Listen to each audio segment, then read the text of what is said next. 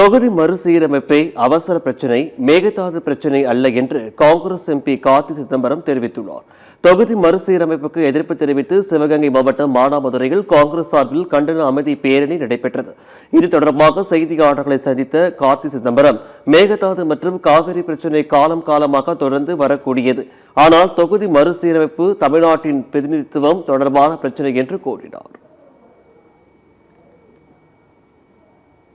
இப்ப வந்து நமக்கு செய்தி வருது, இந்த 2-3 நாள்ல இந்த சட்டத்தை கொண்டு வந்துருவாங்க. நம்ம நிலைப்பாடு என்ன என்பதை ஷார்ப்பா போக்கஸ் பண்றதுக்காக கொடுத்த கூட்டம்.